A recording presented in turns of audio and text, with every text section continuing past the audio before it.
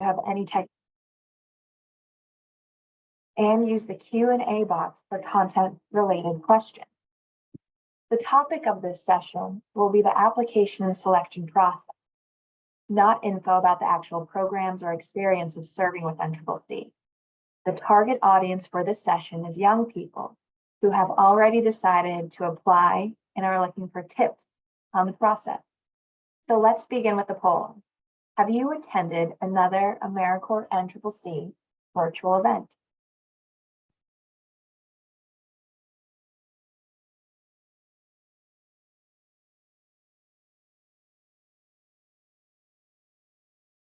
So our numbers are coming in pretty steady. All right, here we go. I'm gonna close in 5, 4, 3, 2, 1. And so as you see, for a lot of you, this is your first, one of your first webinars. And for those who have joined before, you'll see some similarities in our approach and process.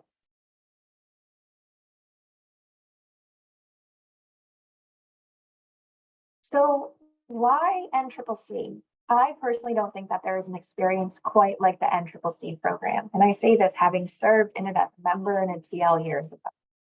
The program not only provides leadership development, but allows you to become a better version of you while making a direct impact on communities. You get to travel to different parts of the country and immerse yourself in community, all while receiving full room and board, medical benefits, a living stipend, and an education. NCCC will be running 4 different programs with start dates this summer.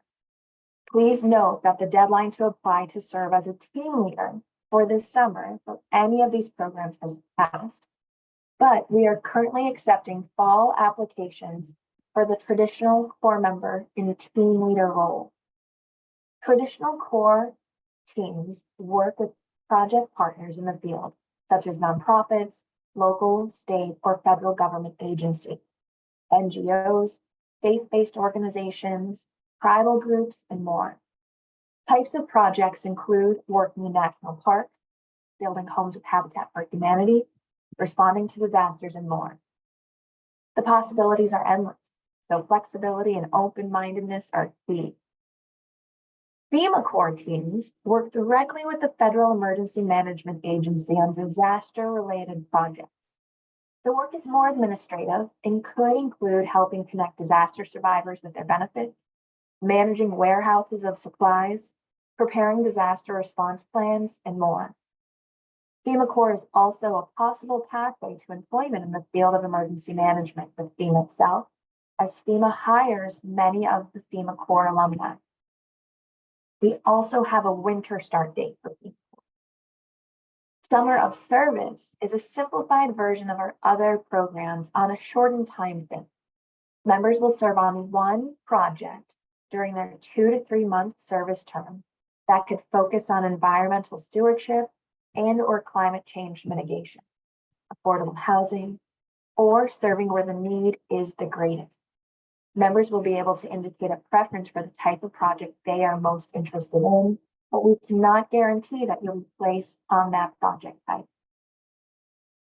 Forest Corps is our newest service option and is great for those interested in protecting our public lands and looking to pursue a career with the U.S. Forest Service or other environmental conservation groups. This service is field-based and rigorous. You must be prepared to handle hiking long distances while carrying a heavy pack, uneven terrain, carrying tools, and more.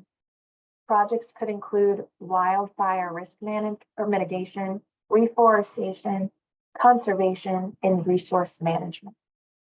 The difference between the two positions is that Corps members are members of the team and must be within 18 to 26-year-old age, while our team leaders have the ultimate supervisory experience and are responsible for coaching, mentoring, remodeling, and teaching members during the service term.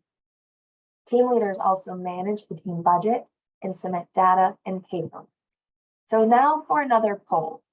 Which opportunity are you most interested in based on the NCCC positions which are currently accepting applications. This includes our Summer Traditional Corps, our Fall Traditional Corps, Summer FEMA Corps, our Summer of Service, and our Summer Forest Corps.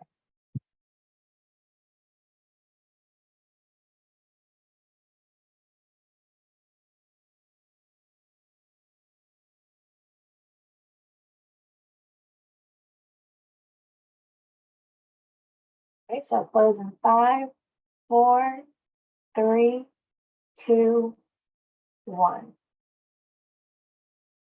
All right, so as you can see, it's pretty evenly balanced.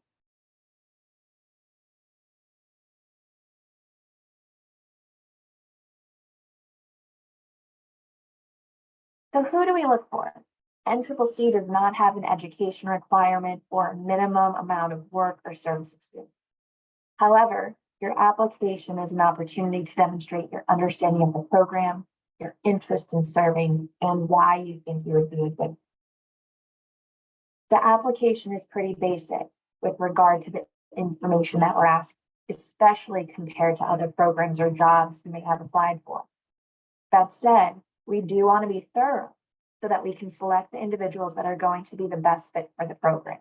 And that's why we have built in checkpoints throughout the process to ensure you understand the specifics of the program. We'll spend a large amount of time today on step 2, since that will require the largest amount of your time. To create a profile, you will need to have already basic information such as your mailing address, social security number, which will remain confidential and secure, full name, email address, and similar. Once you verify your email address, you can log into your account and begin the application. There are 8 sections to the application that will need to be completed before you can submit, and it should take about an hour to fill out. We'll go through each one in detail for the next several slides. Now, how long the application takes depends on your preference. If you have to collect lots of information from different sources, it could take longer. However, this webinar will give you an idea of the things you need to collect before beginning that process. A visual guide to the application process can be found on our website, but we're also putting a link in the chat. We'll also include it in the follow-up email after this webinar. Once you have logged into your profile, you will need to click Applications on the left-hand side and then Create Application to begin filling in the 8 sections. A note on navigating the portal. At the top of the page for each section, you'll see a bar with each step you will need to complete. The ones with check marks next to them are the ones already completed. The ones without check marks next to them are the ones that you still need to finish. Before submitting, it's a good idea to make sure all items on the list are checked off. Filling out each section fully and providing the most complete information will ensure the sections all get checked off. Your motivational statement is your chance to show us who you are as a person and demonstrate your understanding of NCCC. We recommend typing this statement in a separate document and copying and pasting it into the portal when you are ready. Skills and experience in education. When creating your profile, be accurate about the skills you list because they will show up at this stage. If you've accidentally selected a skill that you do not possess, you'll need to go back and edit your profile. And remember, NCCC does not have an education requirement, but be accurate and fill out the section as completely as possible. The Community Service and Employment History section offer the Why I Serve prompt. It's another brief statement describing your interest in community service and what you've gained through the process. If you do not have any community service experience, that's okay. We want to know how you've been involved in your community and why community service is important to you as an individual. Examples include serving regularly. This could be once a week at your church group or at a soup kitchen. It could be one-off opportunities, you volunteering sometimes on MLK Day, depending on the project. Also think about the little things that you might do for family, friends, and neighbors. Do you shovel your neighbor's walkway during snowstorms? Those are things to consider because those too are forms of service. Many of our applicants have very limited employment history, so please don't worry if you don't have much experience. The criminal history questionnaire and demographic information comes next. The criminal history check is done to ensure the protection of vulnerable populations, and CCC often serves in the field, including children, people with disabilities, and people aged 60 years or older. If you have specific questions about your own history or record, we can connect you with a selection and placement team member who will be happy to provide you with some individual support. Demographics are optional, confidential, and will not be used to determine eligibility. References are one of the most important parts of the application process. You will not be considered for an invitation for service without 2 completed references. At least 1 reference provided must be considered a professional reference. So this brings us to our third poll. Who do you think would not be a good person to ask to serve as a professional reference? Algebra teacher, basketball coach, close friend, or pastor?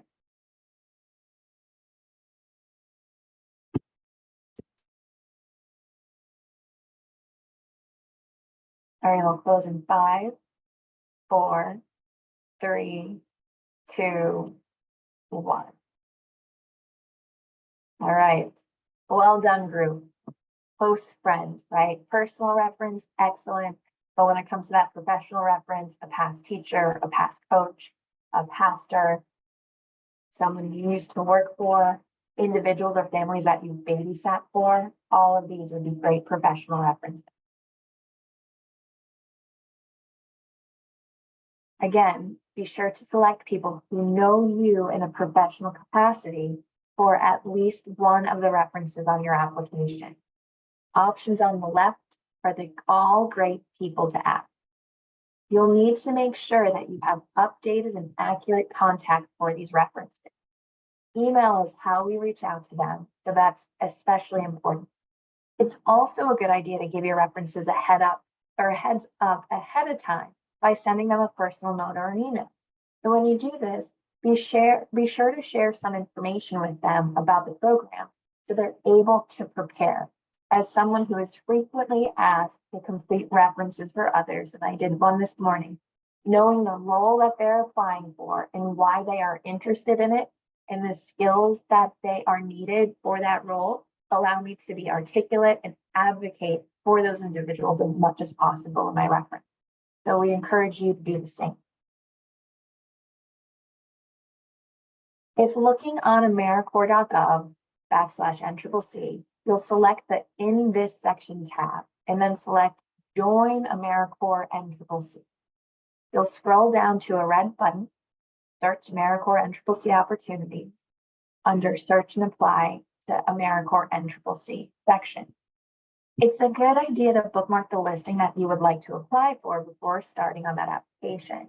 That way, it'll be easy to find and submit your application during this final step. Alternatively, you can log into the portal and search NCCC in the application listings area. Check the Apply Now button once you have found the right opportunity and listing, and select the application that will be used. Certify and submit.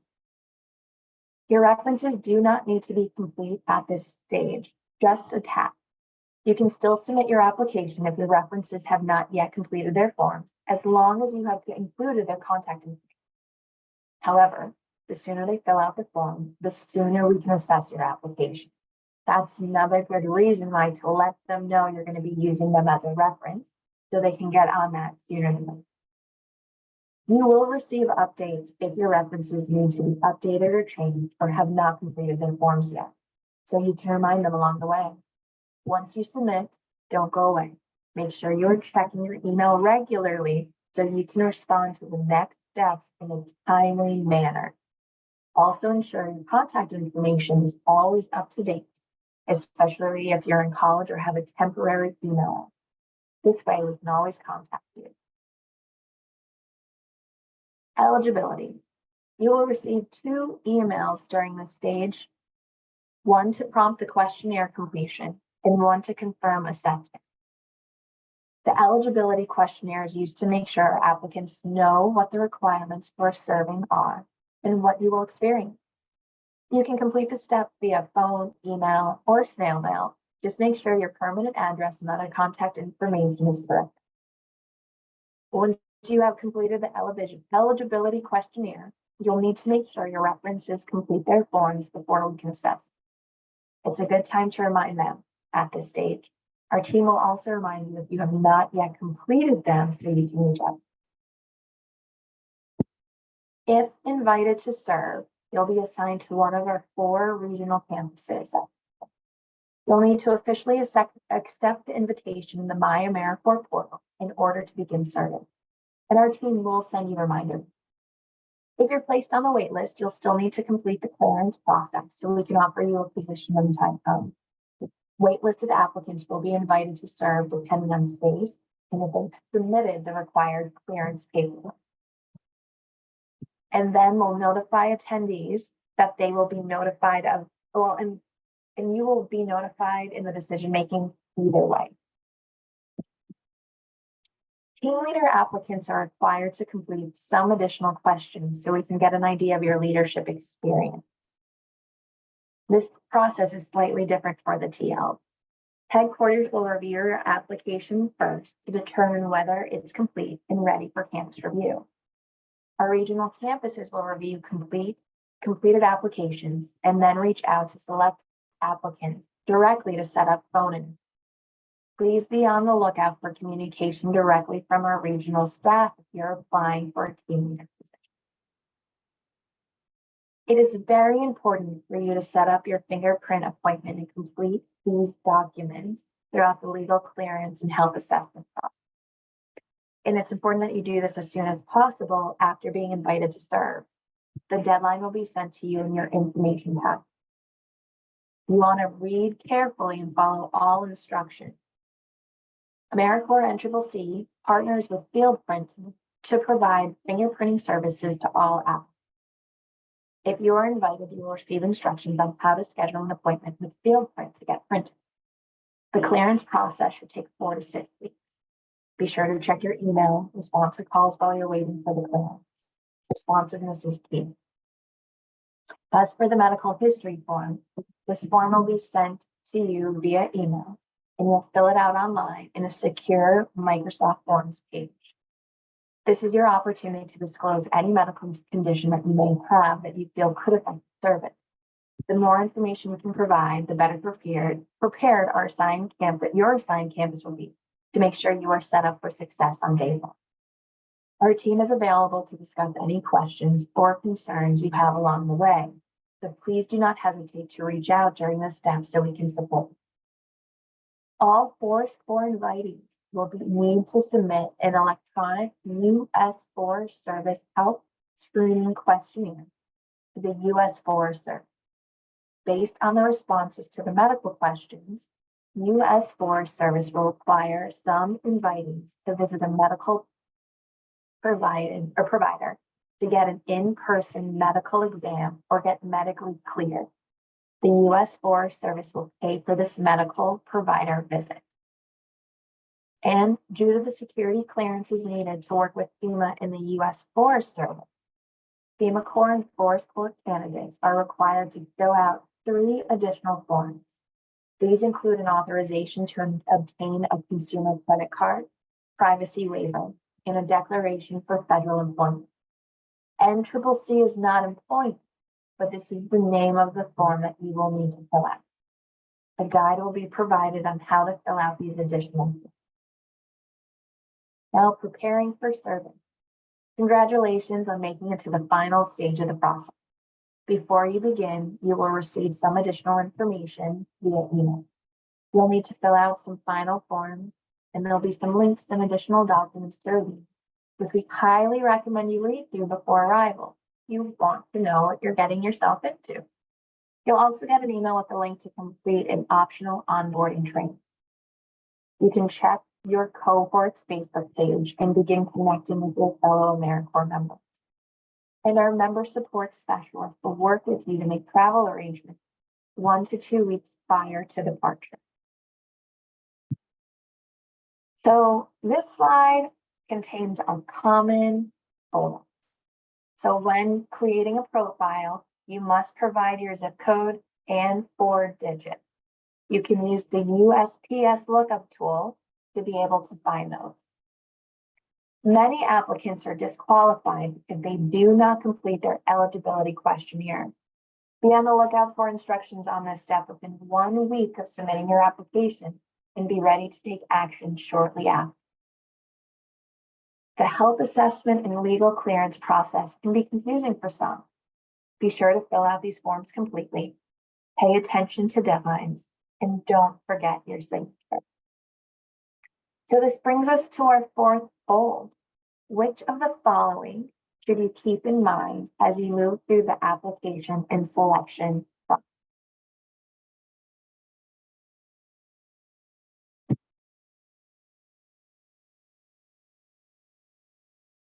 Our options are: make sure your contact information is always up to date, check your email regularly, respond to requests from our team in a timely manner, and try to remain patient and flexible. And we'll close in 5, 4, 3, 2, and 1. All right. Well done. All of the above, all of these pieces are critical for your application process.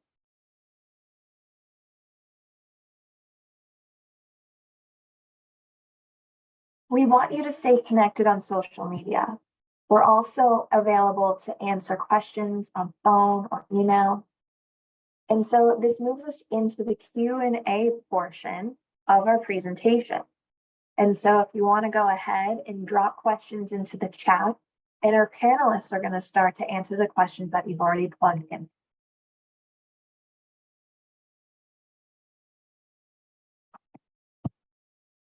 And so panelists, thanks, Audra. Stand out. Let's see. So I've got a question. What are some of the benefits of joining AmeriCorps? You get the opportunity to serve. You do receive a living stipend, and you are eligible for the education award at the end of your service. So there are many other benefits. You can look at those online as well. I can put a link in the chat here for benefits that you can check out as well. Great. I see several people, we've had some questions come in that have been responded to, so thank you for submitting your questions. Will there be help after serving with finding careers? I see a question here from Emma. Thank you for asking. AmeriCorps does offer the schools of service as well as the employers of national service campaigns. So those will link you to alumni networks. And during your time of service, there's also an emphasis put on life after AmeriCorps. And so it's a great time to kind of explore what those options are. And as Audra shared, FEMA Corps, as a partnership with FEMA, the Federal Emergency Management Agency, does often lead to directly to careers. I'll also share several of us on the call are alumni of AmeriCorps NCCC, Audra and myself, and possibly some others here. So we are in, and Gary, yeah, we're now working for AmeriCorps NCCC. So I think that's great, but there's many possibilities there. Let's see, seeing if others have flagged any. Can we rejoin NCCC after our first 10 to 11 months of service, asks Jordan. And that is absolutely correct, you can. In fact, frequently we have folks who might sign up first as a Corps member or for the Summer of Service program, and then they sign on as a team leader. And we do look for that, absolutely. That experience counts and matters. There are some people who do 2 years back to back, and there are some people who return after several years and for another term of service. And I know someone at the Southern Region campus where I work is about to embark on her 3rd term of service. So yes, we look for that, thank you. Do we get hours towards federal employment, asks Noah. And that is a little bit tricky. Currently, NCCC, that is not the case. AmeriCorps Vista does offer some competitive eligibility, as it is called. So we look carefully at the terms on that. However, it does kind of give you a leg up in terms of understanding what operations with federal agencies look like. And as I mentioned again with AmeriCorps, FEMA Corps, AmeriCorps NCCC, FEMA Corps, that gets you in with FEMA frequently, and they do have direct paths to hiring. And then, of course, with the new AmeriCorps NCCC Forest Corps with the U.S. Forest Service, there's also some advantages there. And I'm going to turn it over to Kelly to answer a few because I see she's flagged some. Great, thanks so much, AB. And Audra, I don't know if it's just on my end, but it looks like the slide might have had frozen like right before the application deadline. There we go, popped up. Awesome. Yeah, I see we're getting some questions in here about application deadlines. So just gonna run through this real quick, and that should knock out some of the ones that I had flagged. So we are right up to the end of the summer application window here. So if you were interested in serving as a member in any of the positions, it looks like summer of service might have gone missing in the listing, but we are still accepting summer of service member applications as well as traditional Corps, FEMA Corps, and Forest Corps. So if you are interested in that, you have until March 31st to submit that application. And then, yeah, depending on the program, if you're interested in Forest Corps, summer of service, you would start in June. But then for traditional Corps and FEMA Corps, you would start in July. I did see somebody had asked if your plan is to apply for a position that starts in summer 2025, when is the ideal time to apply? So we do review and accept our applicants on a rolling basis, just based off of the application window. It can vary, but this past year, I believe for most of our positions, the team leader listing opened around beginning of November, and then for members, it was beginning of December. Again, that can shift a little bit, but if you're thinking about starting service in summer 2025, you know, typically those will open towards the end of the calendar year or beginning of the year that you're looking to serve. Jackson said, if I don't apply by March 31st, is there other dates I can apply? Yes, so we've got on the screen here as well those fall application deadlines. So like Audra mentioned, we are currently accepting team leader, traditional Corps team leader positions applications. So if you're interested in that, you can apply anytime between now and May 31st, and then you could expect to start your service year in September. If you're interested in that member role, that position will open next week. And then you can apply anytime between April 1 and June 30th, and you would start in October. Somebody asked if you're able to defer your acceptance. For example, if you get into the summer FEMA Corps program, can you defer to the winter FEMA Corps program? So typically, if you're interested in like multiple positions or things like that, you will need to submit application listings for each window that you're applying for.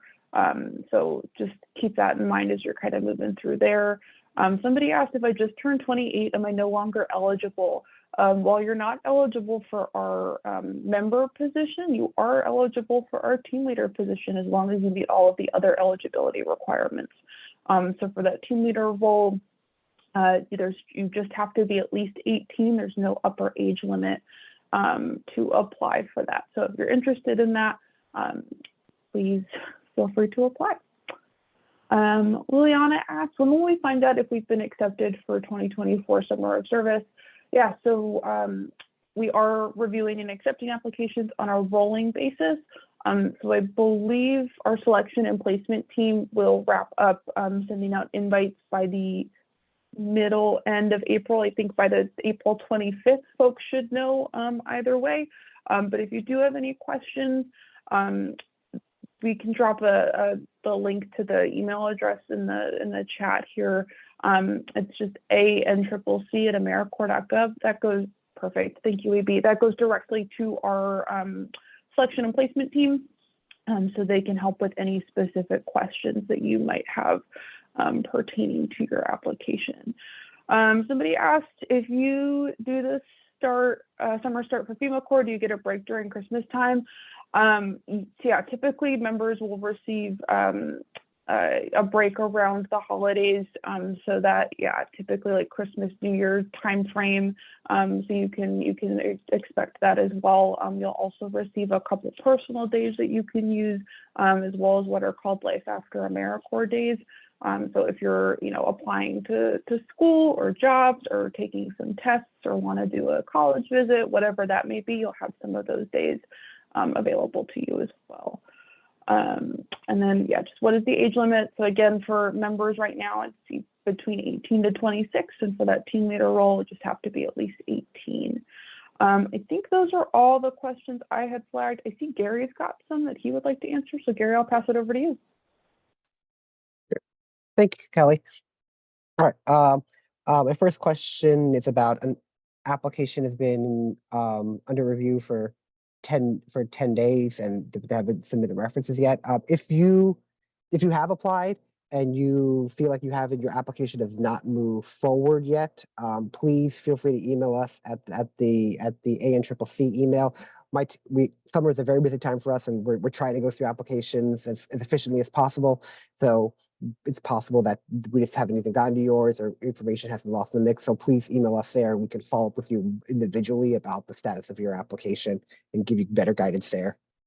If you have a child, if someone asks if you have a child, am I no longer eligible for service? Nope. If you have a child, that has no bearing on the status of your application. It's just up to you to make arrangements for your child while you are serving. You cannot bring your child with you to campus or to any of the service projects. So it'll be up to you to figure out who's going to take care of your child while you are serving. We do offer a small child care benefit that is a pay benefit for those children that are eligible. So there is also that benefit as well for doing NCCC. So also my 17 and my birthday's in July. Are you still able to apply for programs that start in the summer? Unfortunately, you have to be 18 at the start of as soon as you start the program for any of our programs. And for FEMA you have to be 18 about a month before, just because you have to go through more extensive background check that we can't do unless you are 18 and can probably consent to it. So unfortunately, it sounds like you'll just have to apply starting once you are 18 for the fall terms, unfortunately. And then I thought I had one more. I was asked how many applicants are usually accepted. I would say most applicants who submit complete applications, either follow up with references or interview with us, are usually accepted. Yeah, so as long as you follow what you're supposed to do, you usually will get an invite to one of our programs. It's usually people who just don't submit complete applications or to follow up whenever we ask follow up that don't get accepted. And I think that's it. Oh, There's one other. I just lost it, but I think you'd be able to flag. When someone's currently serving, they finish in July, but are interested to know if they could serve with FEMA this summer. Yeah, if your service term ends before July 15th, I think that's when FEMA starts, then you should be able to serve. You should be able to serve with FEMA this summer. Thank you, Gary. Then Sarah, I've seen that you flagged some. Do you want to go ahead and tackle those? Sure, this is Sarah. I work on a health services unit as a nurse. It looks like I think I flagged 3 or 4 here. The first one, someone asked if there is a list of medical diagnoses that could disqualify an applicant, and the answer is no. There's nothing that would disqualify you. There is a medical mental health screening questionnaire that we ask applicants, and that is used to help you have a successful service term. So if you have certain needs that for a medical or mental health issue, we reach out to you depending on how you answer those questions, and just talk about how to navigate those while in service, because there's a lot of things to consider when you're traveling around the country. The next question, and I think there were 2 of these, it was Is there a mental health screening that's necessary? No, there is not. There's no physical or mental health screening for traditional or FEMA Corps. There is a physical screening done for Forest Corps, and but what we have in place, and that happens once you get to service. If someone is accepted to participate in Forest Corps and they don't pass that physical screening, then they would get transferred to traditional Corps. So you don't get kicked out of the program, and that just meets, that's Forest Service requirements. Those aren't ours. It just has to do with the nature of the work. And I think there was one more, someone asked something about serving with a disability. Absolutely, people with disabilities can serve. They have to be able to do the work with or without an accommodation. They also have to be able to care for themselves. So they would have to be able to, do their regular activities of daily living, but we definitely would work with them as far as getting a reasonable accommodation to help them be able to do the work. And I think that's it for me. And Sarah, there's Yes. one more that I think you might best be suited to answer from Jamal. Thanks for the question. If accepted into the program and I have braces, will it be necessary to have them removed prior to beginning service? No, do not have your braces removed, please. That should not be an issue at all. Thanks. And then I know Audra had flagged a bunch. Yes, thanks, Amy. So one of the questions is, what disaster areas are focused on by AmeriCorps? We address and we serve them all. This can be, it can be preparedness, mitigation, response, and recovery. So that could be doing preparedness training classes. It could be helping build levees. It could be putting kits together. It could be coming in immediately after a disaster and helping prepare meals and serve meals. It could be going in and mucking and gutting homes. It could also then include just building new homes afterwards and putting other structures in place. We've done it for floods, tornadoes, hurricanes, even other disasters such as 9/11 and CCC responded 2 years ago. So for disasters, as I said, we address them all. Question in here, I've served for 2 years. Should I apply for team leader service or corps member service? Morgan, that's a good question, and it's a hard one. Just because you've served 2 years, I don't think anyone expects that the next thing has to be team leader. For all of you on the call, the team leader job is an important job. It's a hard job. It's an incredible rewarding job, but like most things that are incredibly rewarding, very hard. And so I'd say, Morgan, you do what you think is best for you. I love that you want to come back and serve again. And if you feel like this is time to take on that TL role, then throw your name in the hat.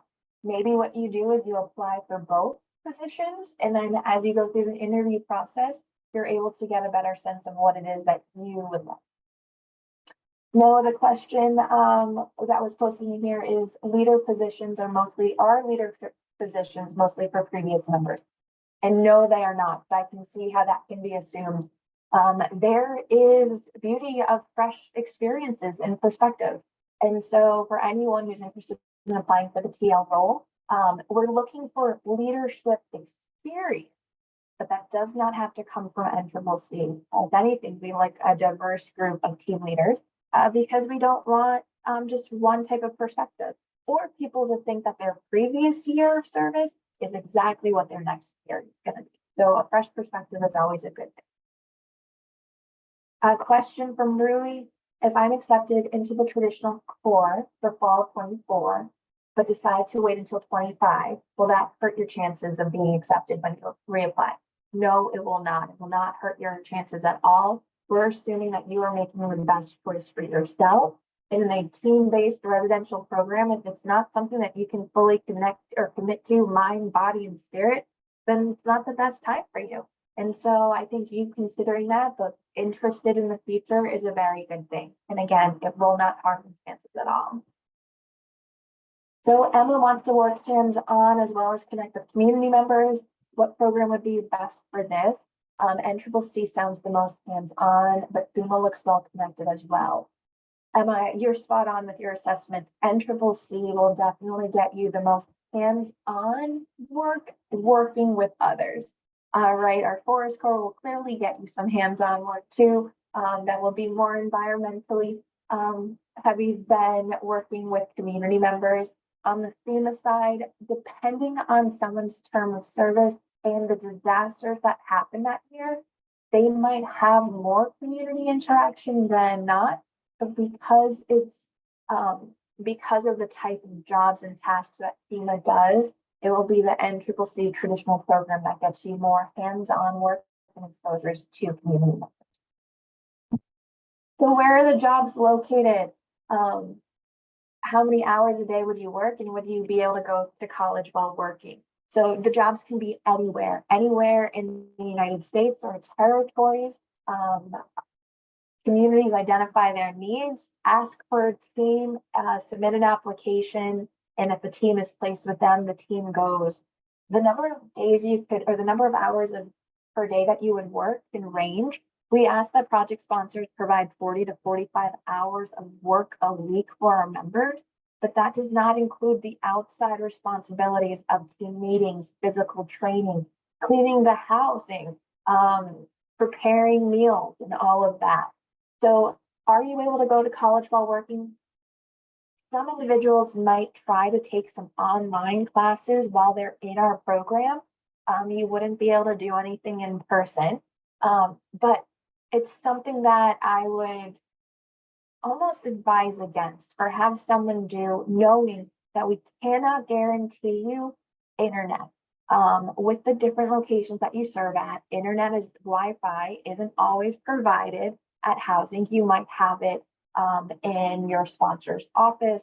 And I can tell you, in living in Iowa, at least, there's a lot of locations that don't even have cell phone reception, even if you were to have a hotspot. And so if you were going to continue to take college courses while being in NCCC, I would have very frank conversations with teachers and professors and such about what that commitment can look like and some of the barriers you might run into and what it would take to address those as the time comes up. So what's the traditional core policy around sick time?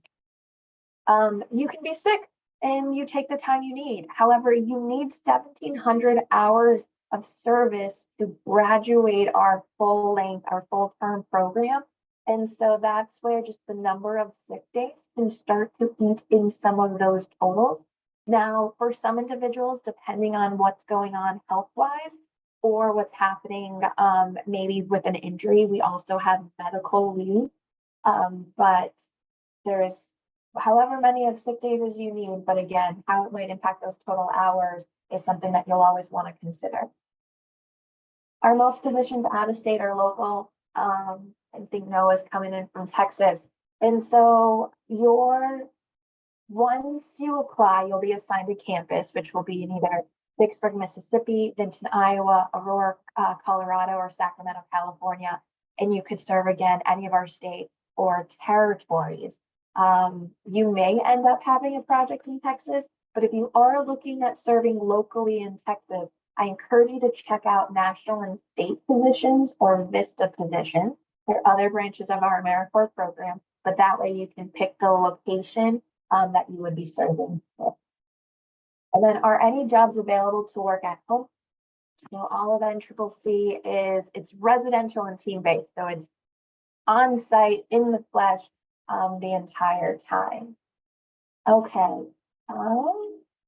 I think those might be all the questions I flagged. So AB, I'm going to kick it back over to you. Great. Yeah, we'll knock out the last of these few questions and then close out here. Thank you, everyone, for your engagement.